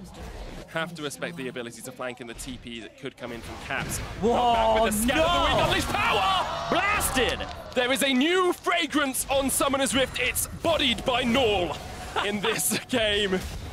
Get one every Worlds. This time Null brings it down. I mean, Null could be just the person who's giving it out, because now he's got a ton of essence of Caps to give. Whoa. Null the clone. As Young Generation once again get the pick, and it's something you do not want to see from your rookie mid laner. Over-aggressive plays, not respecting the enemy mid. Null is someone who wasn't really known that much before this tournament. Imagine if that was Faker. Imagine if that was Bjergsen or Jensen. Null is bodying him. How much more could anyone else? And Fnatic now looking down the barrel of defeat as they lose their mid laner once again. And that is just such a boon for Young Generation. Fnatic has been winning those side lanes, especially the bottom side, but it's that mid lane that got opened up. That's the inhibitor that's down. They get to revisit it. Null has been so key. We don't give player of the games at Worlds because no MVP points, but Null definitely be earning it this game because that is 2 solo kills in his lane against his opponent, smashing him. Fnatic will be able to set vision up around this mountain Drake. Something they have done well, even being on the losing side, being able to get vision down. They will try and secure this one. And once again, it's Caps who's going, oh no, it's not, that's the Mimic. Yeah. I was caught out, perhaps Ren will be caught out by it as well. But the LeBlanc gives you vision of that area as she walks through. So I like that. It gives them an idea of, are they contesting it from the backside? The answer was no. And we're at an even game again. 2 Drakes to 2 Drakes. But that inhibitor in mid is the thing that I really pay attention to here. And Young Generation just have more pressure naturally mid and don't have to answer all of Fnatic's pressure with equal amounts unless it's 5 people like they're doing right now. And Fnatic are just trying to push. That is a weak power play with a Baron. 2,000 gold, they got a couple of towers out of it, but that was it. Whirling Death comes down, the knock-up used by Jez as he has to flash away and uses the quickness. Whoa. That is huge for Fnatic. That's one of their engage tools down. Yeah, that's a big engage tool for them. But remember, they have so many that they could actually potentially use. And there's this gigantic wave on the top side. So if you're Young Generation, push mid, push it down, go top with this gigantic wave, clear the jungle, ward it up on the way, and this is going to pay off in spades because once you get these wards down, Baron up in 1 minute and 45 seconds, these will last until you go and try to get that Baron. Caps went down towards bot to clear it out. He is backing now, so he will be with the team, but perhaps it's too little too late as Young Generation can push towards this tower. So as there, Broxah with the flank as well. You got to do something now. There's 20 seconds, though, on Jez's ultimate. Broxah. Onto Broxah, Chain of Corruption comes out, Soaz trying to get onto Null, but meanwhile Big Koro is still alive in the backline. Soaz down to half, Fnatic holding onto this tower with their lives. A pause as Big Koro is stepping forward and That is an unfortunate time for us to pause. Of course, the players know that they only pause in situations where it is game-changing or impacts the play, so definitely a solid reason for the pause, I'm sure. But how close is this game, Zyrene? Hanging purely on the edge of an axe, you must say. Yes, absolutely. Edge of an axe, it seems pretty... wait. It's got to be a super sharp axe. Yes, absolutely. Oh, I see what you did there. Okay. But yeah, Big Koro, he's forward. He just got hit by Sejuani. He's up in the air, and the rest of them are ready to collapse. He does have Mercurial Scimitar. He does have Flash. He does have Heal. But you have to think this came out because of something that that was going on with Big Koro at that moment.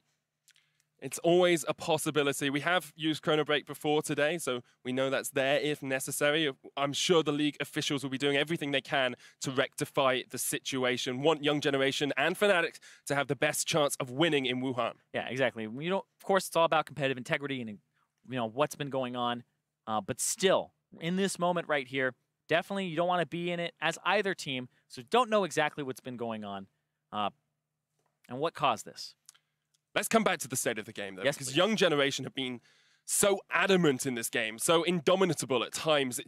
I thought, personally, again, that after the 25-30 minute mark, when we started to see Fnatic winning fights, when we started to see this composition really come online, Young Generation would collapse. But time and time again, we've seen them make catches. Caps has been called out by Null, and every member of Young Generation steps up to the plate when needed. Yeah, every member so far, like we've seen some engages from Ren, we've seen some disengages, and really, I'm looking at Big Koro kind of because I feel like Pallet as a playmaker stepped up. I feel like Null got those solo kills. Venus has been in the right places. And now Big Koro has to match Reckless, we talk a lot about what's going well for Young Generation, where they have a mid Syndra that's 3-0-4 with 325 CS. Reckless is 3-0-4 with 398 CS. He is 2 away from 400 CS at 36 minutes, and he's almost full build. He just needs to complete his Mercurial Scimitar, and then he's there. So Reckless, that's why he's so reliable. The 10.6 CS per minute, the MVP award, all of that. A lot of that, you're just like, okay, KDA is a thing, but at the same time, consistency, reliability, knowing that no matter what happens in the early game, they will be able to accrue that gold. And then when you get to that later point, you're in a very good spot. And winning lane even when you're not expected to win lane, or going even in lane when you're not expected to go even in lane, is the mark of a truly great player. And Reckless does that so consistently. Jez is there as well, of course, aids him. And the Fnatic team has been based around Reckless for a very long time. His last foray at Worlds wasn't as effective as it perhaps would have liked it to be, but this time he's given himself much more of an impetus. He's overcome a lot of challenges this split and is now looking with a very positive outlook at this Worlds tournament. And Fnatic generally are looking very positively at play-ins and saying, yes, it's a great time for us. We want to take it game by game. And they need to against oppositions like Young Generation. Yeah, especially when this is a game that you were expecting based off of what's been happening with the #1 seeds versus lower seeds, and also looking at what's been going on with Fnatic earlier in the day versus Chaos Latin Gamers and Young Generation versus Chaos Latin Gamers. You wouldn't be expecting this. Chaos Latin Gamers beat Young Generation. They demolished them as well. Like, you look at the statistics from that game, and Young Generation really weren't able to put up too much of a challenge as the game got later on. They had some moments of brilliance, but you have Null going 1-2-4. You've got Venus going 1-2-2. Ren got destroyed in the top lane on that Renekton. Really wasn't able to do anything in the game. But the things you can kind of sift through and look at, be like, oh, you look at Null CS, he's actually almost 70 up above Plugo in that game. And so you can see even when things are going poorly, this is somebody who could CS in bad situations and would be a comeback tool, right? If somebody doesn't have those basics and those mechanics, then it's much harder to lean on them as a clutch player and be in those positions. But the fact that he just got so far ahead in this game has kind of opened it up for them, and is really, since it's mid lane too, really makes it that central part of the map that Fnatic have been struggling with. Unfortunately, we are still in the pause, guys. We're going to hand it over to our prediction kings on the analyst desk. Dracos, take it away. Thank you very much, Fnatic. Welcome back to the analyst desk, everybody. I'm sure they can't wait to see us again. They're actually just here for Vedius, Marcy. I really hate to break it. I can go. Everyone's waiting for my interpretive dance of how Caps plays this game. I would like to see Is that that. just Can you playing show us? dead? Is like, that where you yeah, you speaking of, down there. Let's take a look at some of the early action coming in from Caps, because inevitably it has been a really rough game for this guy, and I think going into the specifics is going to be important to figure out exactly why Fnatic is struggling in this game. So when we get that First Blood replay up on your screen shortly, you can see kind of where this game really felt like it started to go wrong. And really for Fnatic, once again, we did not expect it to be individual mistakes. So just really quickly, you should never really go for a trade like this into a full minion wave that is not even in your favor. Like, it's just a really greedy move where he's trying to assert some kind of dominance, and it ends up backfiring in his face. Yeah, it was just poorly played. I mean, he had flash up, didn't flash the Syndra Q, didn't think it was going to connect on him. He gets picked off in the side lane there. And the big thing was for me was it was not only that he got that solo kill early on, but it was the CS difference too. It was 18 13 at 10. So Null was really playing well after we had thrown a fair amount of criticism at the first game of the day where he was missing a lot of combos on Syndra. And to be fair, 10 minutes is the easiest mark to track, but he had an even bigger CS lead coming into that 1v1. So he was dominating that lane even before Caps tried to go in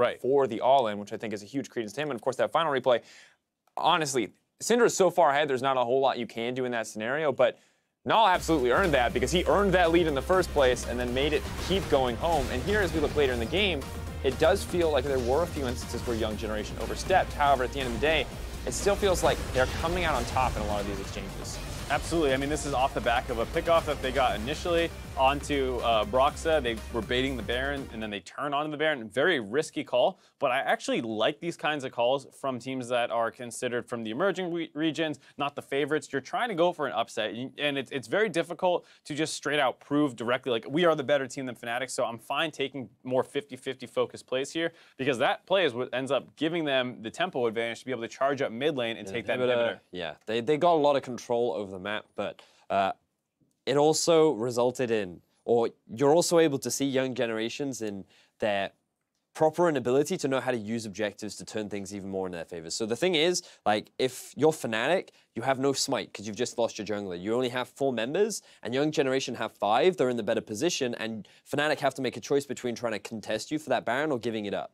And Young Generation could have used that to turn and burn and suddenly turn that into a massive fight in their favor, but instead they go for the risk. It ends up falling apart, and while, again, it does turn overall as an advantage, it could have been an even better situation for them, but it's just that slight difference in experience between the two teams. Interestingly enough, before we came back from the previous break, we did say, hey, how do you win this game if you're Fnatic? It looks like they're behind. They are struggling. They don't have simple win conditions. This next fight shows a little bit about what we talked about in terms of you have a pick composition, try to find a pick, except in this case, it wasn't a pick. It wasn't a pick. It was more like we're going to start this team fight in a perfect choke where we get to use all of the AoE. Well, even if you don't find quite the pick-off that you were hoping for, you still, like we said, have good engage. If you can land it onto the immobile backline here, and you see multiple members on the side of Young Generation are going to step up, and that's right when Jesus sees his opportunity, goes in, gets the knock up onto 3 men, huge amount of CC, and allows the backline of Fnatic to keep putting out their damage. They're able to win this fight with 2 kills, which allows them to grab the Baron. Should put them in a position to start closing this game out, but more mistakes coming in from Caps. And very crucially, there is the well that they took out the smite from the equation too, so there's no risk of a Baron steal, and even though they weren't immediately able to kill the backline, they killed the targets that they needed to, and it was just thanks to a lot of the stacking CC and overall a really good engage coming out from Jesus. So ultimately, I don't expect us to completely know the reason why we keep seeing individual members of Fnatic getting caught out, but it is happening surprisingly consistently throughout the course of this game. And so I want to just talk a little bit about what is going through Fnatic's head. Do you think what is the reason why these players are overstepping in scenarios where they may not have to? I'm not exactly sure why they're doing it, because that most recent pickoff that ended up happening onto Caps, you're playing the side lane versus Syndra. The point of doing that is not necessarily to kill the Syndra on the side lane. You do that when you're really far ahead, but you can do that still from behind, pull people towards you, and then utilize the fact that you have teleport advantage and maybe look for some things that you can potentially get pickoffs in the mid lane by getting there first. And it feels like Caps feels overly focused on the 1v1 and less about what I can do to help my team. But I also think it's an element of frustration on multiple levels. The fact that Caps, he's now underperforming. He realizes that his performance has put Fnatic in this early deficit. The issues that are occurring right now is always going to be frustrated regardless of the situation. And it's one of those instances where Caps is trying hard to remedy the situation that they're in, and he's not properly thinking things through. He may not be properly communicating with his team, and it's like when you have such a dominating game 1 and then you transition into, hang on, this is supposed to be another easy game for us. Why are we performing like this? Like, these levels of frustration will stack up, and it comes back to that mental fortitude that we were talking about earlier on. Fnatic realized in their semifinal loss that the mental fortitude was not that strong. It needed to improve, and while I'm sure it has gotten better, you're still seeing remnants of how it can affect Fnatic. And it also feels like it hasn't been tested since that point when we look back. And my big concern is Broxa and Caps. These guys are both rookies. We don't bring it up as much because we know they both had experience on a bigger stage, but maybe does it feel a little bit like the world stage is getting them? Because ultimately, Broxa feels like he's playing scared again. Caps feels he's maybe trying too hard to make outplays, and we have to wonder, you know, the veterans are still mostly in the right place outside of Soaz getting caught in the side lane. Is this kind of rookie talent maybe crumbling a little bit under the pressure they're in front of? Could be. I mean, you saw on your screen there Soaz looking a little contemplative, I guess. He was very sullen looking, and it feels like these pauses aren't really doing Fnatic much good, that they have to keep pulling themselves out of the game. If you're doubting yourself, let's say if you're Caps, you feel like, oh man, I got solo killed, I should be doing better, and you're not taking this time to recenter yourself, it actually can be detrimental. Yeah. And of course, just as an update on the pause, it is due to a player bug splat. Wow, that was a struggle to get out. And they are attempting a chrono break once again, so we'll keep you guys updated as to how that is going. But, I mean, in the past, there was another situation where we had a pause in Europe, and of course, I talked to Reckless about this, and he's talked a lot about, hey, you have to stay focused, because ultimately, during this time period, you're tracking flash timers, you're tracking, you know, when Baron is respawning. Luckily, some of that's tracked in game for you now, but you have to stay focused on the game throughout all this time, because you come back in, nothing is different, right? Outside a game, you're waiting, you're sitting, you're anxious.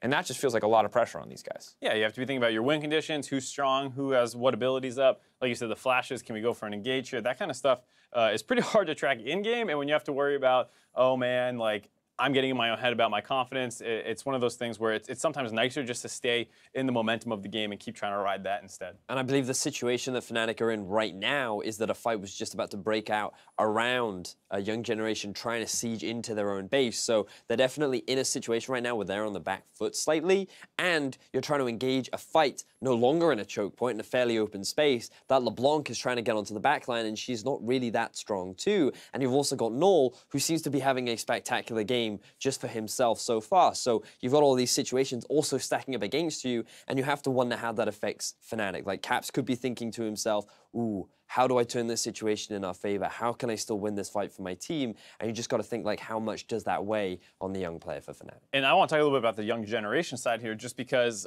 it can sometimes probably feel bad for them too. Like, we're finally upsetting a #1 seed. This is great. We had a rough first game. We stuck with our style. We picked the Syndra again. All this stuff starts working out better. And then these kinds of things happen, and you have to take a moment to pause, and you feel like you have good momentum. You're trying to play probably this fast-paced kind of helter-skelter game where you just want crazy stuff to happen, and every time there's a pause, that slows down. So I don't think, you know, either team is too happy about it, but it's going to be about who, coming out of this pause, can figure out exactly what they need to do. Yeah, who can stay composed, right? Because I think you're right to a certain degree, because Young Generation, they're putting on a performance. Oh, they are. You know, much, much stronger than they looked earlier in the day, but luckily we're going to continue to see that performance as we get back in the game.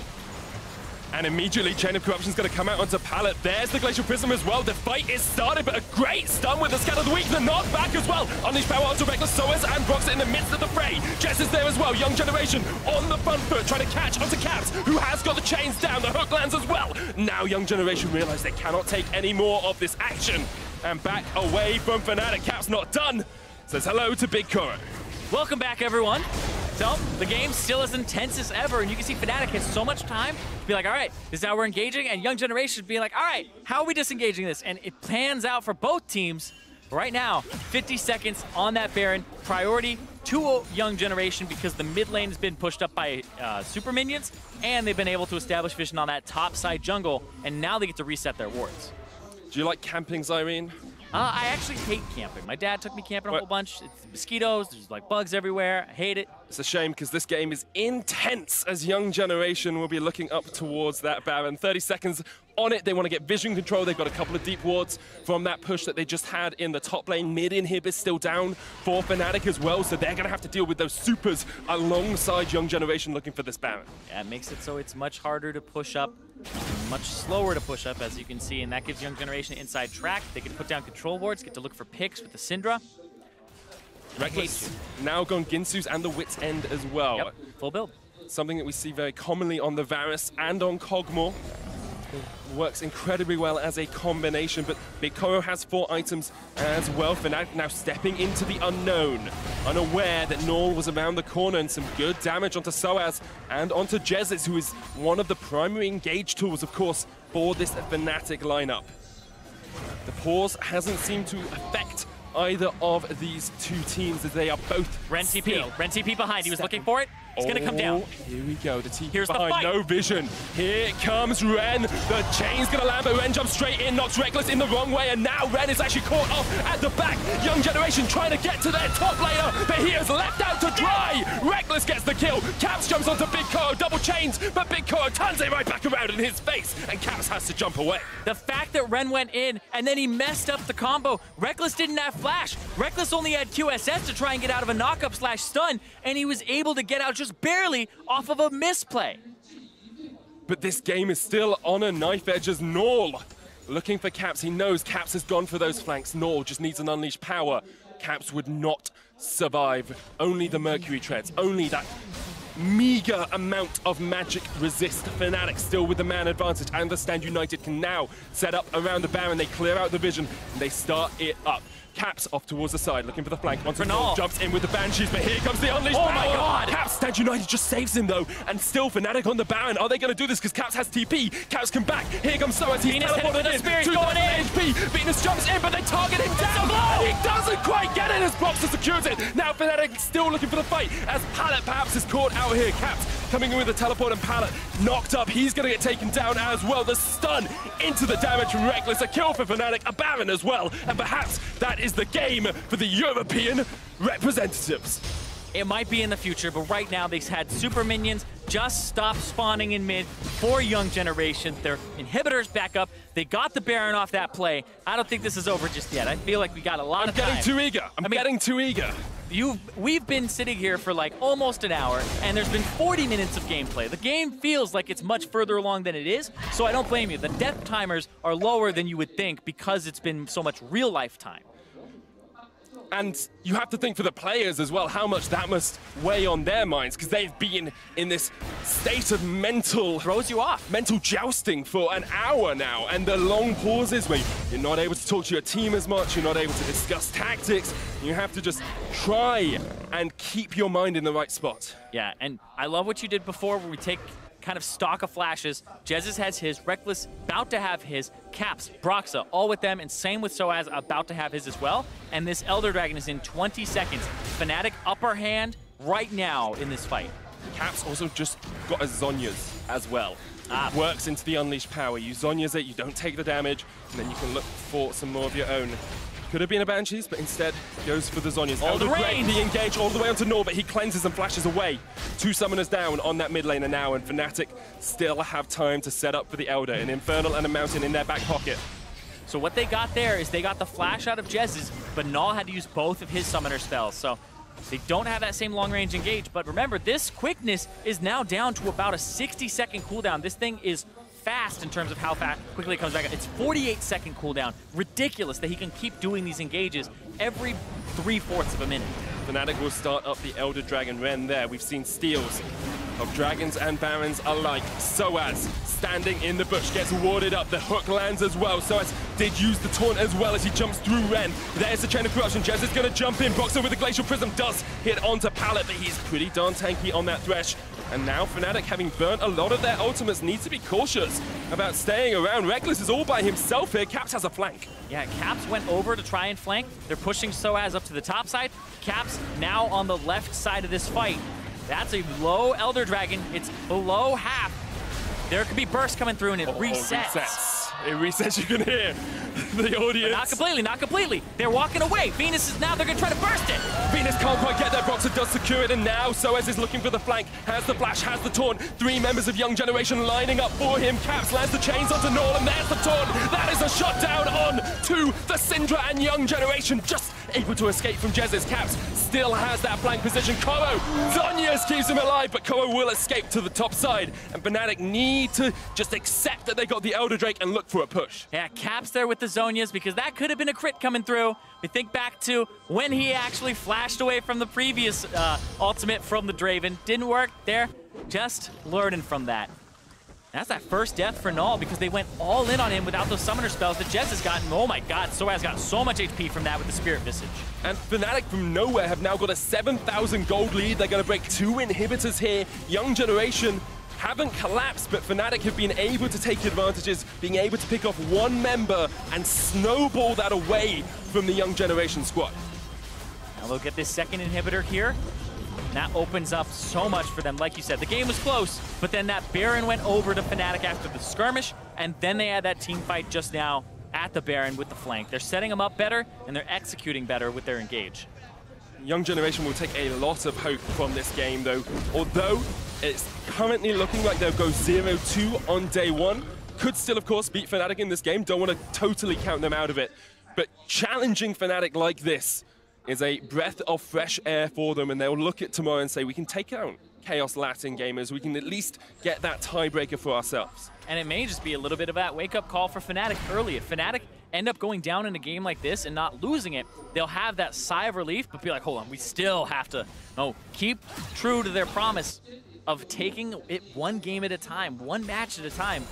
Because the desk was talking about it, where it just seemed like some overconfidence from Caps, but also the team not playing through mid gave Young Generation a lot of rotational advantage.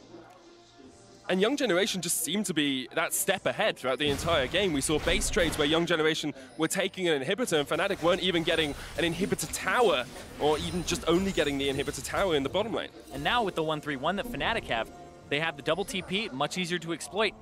You can see that Young Generation are trying to keep Super Minions out of their base by meeting them almost halfway. Now the Elder Dragon will wear off, and now what are they going to do with this? Because the 1-3-1 will start pushing you apart. Do you just have to pull the trigger? Do you just have to engage and say, we'll burn both of your teleports and try and get out, or burn both your teleports but already perhaps have killed someone? Well, remember, Ren tried that with his TP flank. There's no real flank wards on this top side that's set up for him with the vision that Fnatic has, so it's good from them to be, putting their due diligence in their sweepers. Cap's able to dodge the Scatter the Weak there as well. Of course, so vital for him that he comes back after losing a lot early on and getting caught out a couple of times in those 1v1 matchups. Fnatic with a 9,000 gold lead are just looking to close this one out, but Young Generation have put up a magnificent fight thus far. Yeah, we're seeing 6 items for those 80 carries. Mid laners are approaching that as well. This gold lead really hasn't manifested too much. Like, I'm looking at these item differences, and I'm not seeing too much of a difference here. Ah, okay, yeah, because 5,000 of that gold lead is Reckless, and he's full build. So Reckless isn't going to get any stronger. He's actually sitting on 5,000 gold in his inventory. And he's got 545 CS as well at the 45-minute mark. At some point, you just can get no stronger in League of Legends. Pallet looking for the hook on Soaz, can't quite connect with it. Still this inhibitor tower at full HP, but the super minions are pushing in to the base of Young Generation and will continue to force them back. Yep, 20 seconds on that Baron here. And that's why they have control of this top side. They're just sieging it, making sure that the super minions push bot and mid. And now, this has been unwarded because you've had control of this area for 3+ minutes. You know there's nothing here from Young Generation. It's completely dark, no flank wards, nothing. They're gonna have to face check, walk up, and it's super risky, but here's the teleport. Yeah, Ren's teleporting in. Young Generation looking for a final foray into battle against Fnatic. Hook onto Boxer, not the target they wanted, but still, Fnatic have not TP started bot. the Drake. Soaz split. They saw him TP away, and there's a big wave there. And Soaz still has Stand United to get back in, so he's going to pull Ren here. But Ren can't actually just stay here because he would have to match the teleports. This is Fnatic trying to play the map. Yeah, this is exactly what they're doing. They're trying to pull them thin. The Syndra isn't there. There's the TP. TP from Caps. Venus is here, has landed a spear on the Baron, down to 6,000. He's looking for the steal. Jez is there in the front line. That's going to be a Baron for Fnatic. Great play from them to pull apart Young Generation's defense. Yeah, it required Null to stay there. And because he wasn't up at Baron, they were able to take it pretty easily. And so good macro play from Fnatic with an advantage. It's easier to pull off those macro plays when you have an advantage, but it's good to see that they leverage it, because you saw Young Generation with Barons, with the map advantage, not be able to grow that over Fnatic because they were scared of the engage. It's good to think that they were still able to think about these plays, considering how long that pause was and how much it must have weighed on their minds. Still in a position where they're not fatigued. They still have a lot more left in the tank in this game against Young Generation. Young Generation perhaps looking a little bit worse for wear as Fnatic now push in with the Baron towards this inhibitor tower in the top. Big Koro, Venus, Pallet, Null defend. Inhibitors coming back up now, and you can see the 1-3-1 still in place for Fnatic, the slippery LeBlanc, and then the 3 members on the top side. Yep, just keep doing this. Inhib is down to half, Soaz joins it up as well. Still that inhibitor down in the bottom lane, so they can look for this 2-man stack. No minion wave there yet, but Caps takes a chunk of HP from Big Koro, who has foregone boots in his build, going for a GA instead. Caps on the bottom side now, and they're just rotating around. That top has been a little bit difficult for them to break, but they're just getting damage and chip damage on these inhibitors. Mid already falls, and now this bottom one is looking as well. Just League of Legends by numbers for Fnatic here. They are painting in the happy little trees, making sure they have the rocks in the right place. They want no happy accidents. I've had a few this game as they've been out of position from time to time. They just have that Baron buff, not empowering the minions in this wave, which means it would take them a little bit longer to get there. Looks like Rekkles might be going back to sell his boots and buy a new item, but instead, just going to push up the next wave. He values the boots very highly here in this matchup because of the fact he doesn't want to get hit by spears. He wants the movement speed to avoid. Could be the Phantom Dancer is what you would replace it with, but the boots still, I believe, give you a little bit more here. Ren caught out, dodge from Caps. Explosive cast was channeled as well as Ren now looking for the chase, but the jump away from Caps. And now we'll see Fnatic going for a fight on the other side. Chain of Corruption lands, Desecration Prism as well, all onto Pallet. So it goes in, Jezis trying to connect. Blue Inhibitors dies in the bottom lane as Caps takes it down. Now he's going to join the fight. So it's a great bomb and stun, and loose power kills Rekkles, but Caps is just going for the Nexus towers here. Fnatic have been forced back. Caps looking to see if he can win this game. Yeah, they got to stop him on these Nexus turrets. They might lose one here with the damage from the creeps.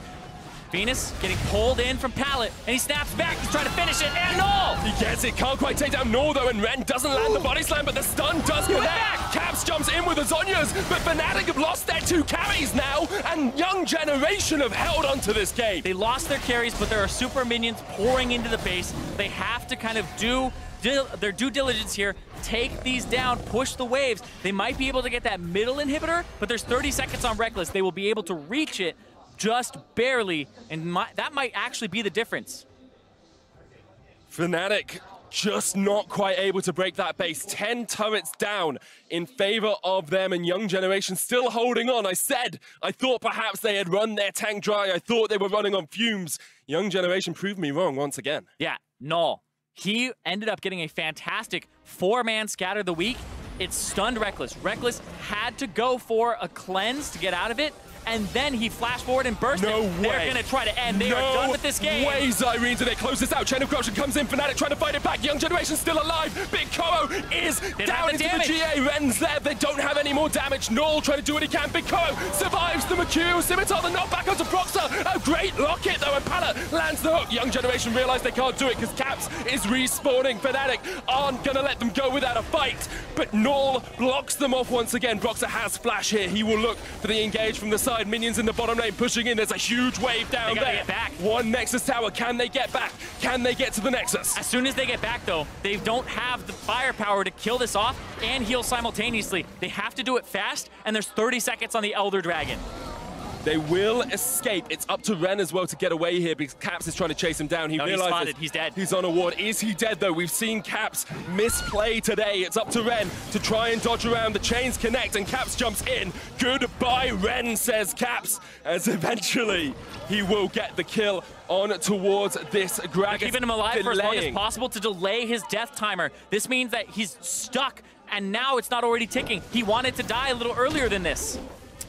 Will eventually go down, though. Caps does secure the kill. Elder Drake up in 2 seconds. Fnatic, though, could just look for the 4v5 in mid. Caps teleporting in towards that bottom lane. One inhibitor is alive, still for Young Generation in that top side. One Nexus tower between Fnatic and the win that they so desperately desire in this game. Yeah, and they have 60 seconds of a 4v5. They don't care about the Elder Dragon right now. They care about pushing up and trying to win this game.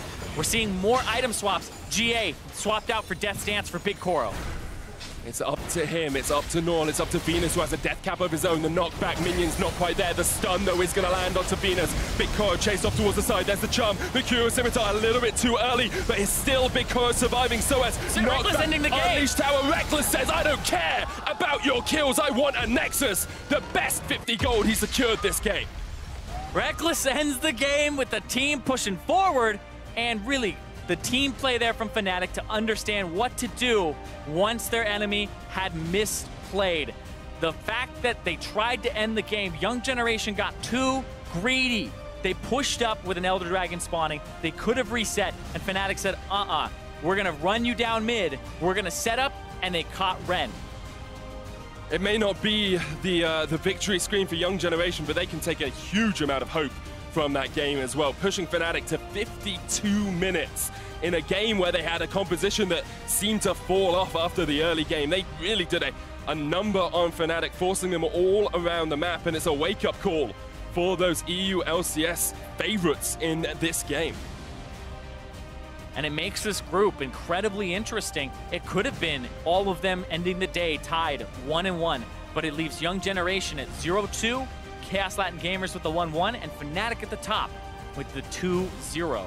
But you look at the game between Chaos Latin Gamers and Young Generation earlier on, and you say, if Young Generation play like this, they should take Chaos Latin Gamers, assuming that Chaos Latin Gamers don't find something else in their tank. Yeah, and the fact that this was a lot of Null, I love the fact that he was one of the reasons that they got back into it. Reckless died one time, it was because Null blew him up in that fight.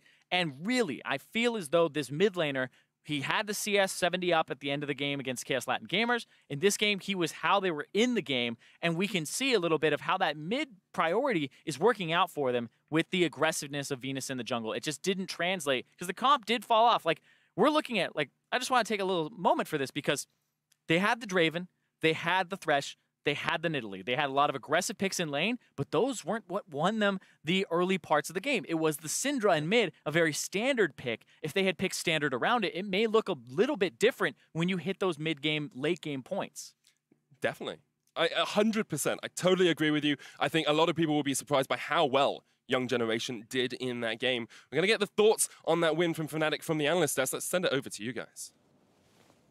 Thank you very much, Medic. Of course, a final display coming in from Fnatic to close that one out. A nail-biter of a game, and it's so close. And I just want to immediately get into this first replay. The fight for Elder Drag felt like such a huge pivotal moment for me. And when we look at it, look, all I'm saying is, yes, Caps got destroyed in the early game. But if Meteos gets credit for 2 Lee Sin kicks in that Flash Wolves game from 2016, Caps definitely gets some credit here. Caps is by far the worst LeBlanc I have ever heard of.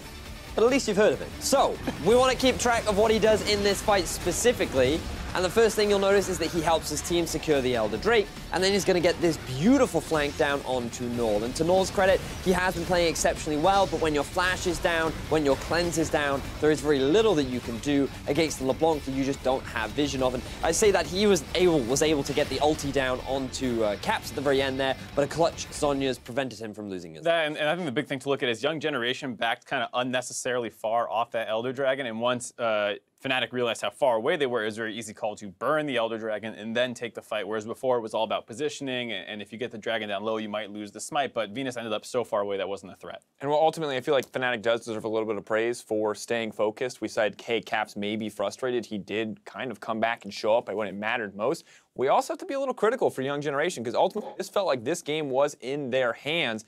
And I want to know what really went wrong here for this team. I mean, there were a couple macro calls that you can look at, like the decision to try and end the game. That clearly didn't work out that well. But there's no reason that call alone is why they lost. There were a bunch of mistakes out of Ren where if he played just a little bit better, I feel like that they probably could have been able to win this game. I mean, what you have to bear in mind, right, is that Young Generations are the second seed coming in from the Vietnamese region. And the fact that they were able to push Fnatic this far back means that they definitely deserve a lot of credit for not only their individual talent, but for how effectively they were able to punish the poor plays demonstrated by Fnatic. But also, you just saw the slight difference in experience and understanding of how to play the game, positioning, setup, that Fnatic were able to consistently punish once you got into those really late game fights. And what I will say is it felt like if they did have a different top laner, they might have actually been able to fully punish Fnatic and win the game. I agree. And luckily for them, they do have another top laner on their team, Nocti, the guy that they brought in their finals to reverse sweep to get here. And I wouldn't mind seeing him potentially tomorrow, because the rest of Young Generations feels like they're stepping up. And honestly, I don't want to put it all on Ren, because of course there were mistakes across the board, but you are right that in both of their games, he has felt like sort of a weak point.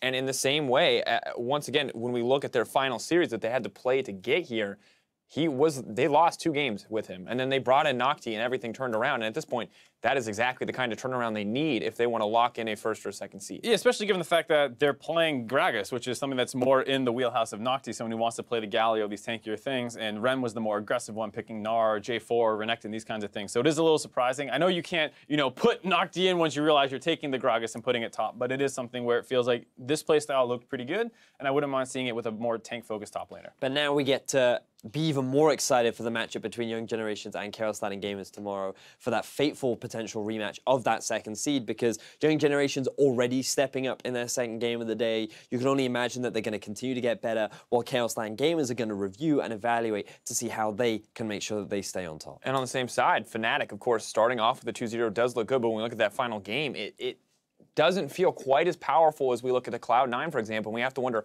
what are Fnatic going to do coming in tomorrow? What are they going to evaluate? Because there's a very real possibility that in a rematch, Young Generation could take it, not just looking at Noxia Ren, but across the board, Fnatic got pretty wrecked in the early laning phase. I think we have to remember WE on day one and how well they got challenged by Lion, and they were able to win out on a very long, drawn-out game. And I think it's one of those situations where these teams from emerging regions are effectively able to challenge some of our top teams in terms of individual skill, but also in team fight capacity. And I think that for a lot of our top pool seeds, they aren't fully respecting that, but after their first losses, they should be able to learn and identify and show a lot more respect to future opposition. And honestly, it's pretty hard not to respect them after a game like that. Well, we've got one more game before we close out the day. It's Rampage versus 1907 Fenerbahce. And as we prep for that matchup, we're going to send it over to Fish, who has an interview with the Fnatic top laner.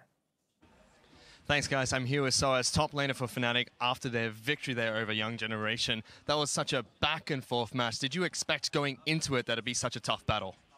Well, I didn't really quite expect this game, obviously, but obviously we don't underestimate them or any opponents that we face, even in planes or anything.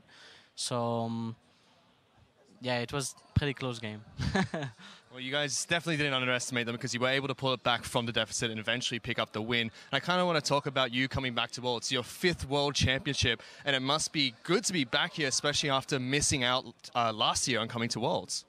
Yeah, both for Reckless and me, actually, because, I mean, Reckless was in Fnatic and I didn't make it, and I was in Origin, and we had pretty bad split overall. So it's pretty important for both us and the team as well to show a good performance for ourselves at Worlds. Like, for myself, I would really like to get out of groups of Worlds, and then it's extra.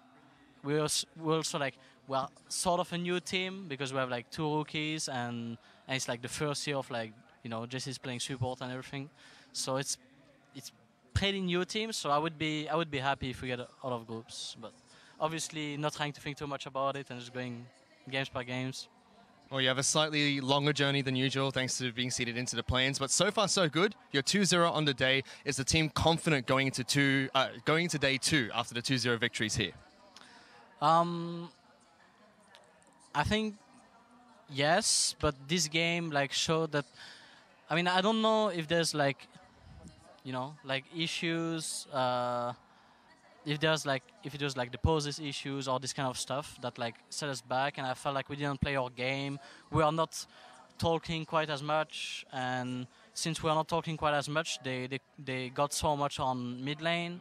So yeah, there's definitely some like issues in terms of communication. So we need to like fix that, even if there's like pauses and long pauses and everything like this. So I guess it's just hard to remain focused, but we just need to eventually fix that.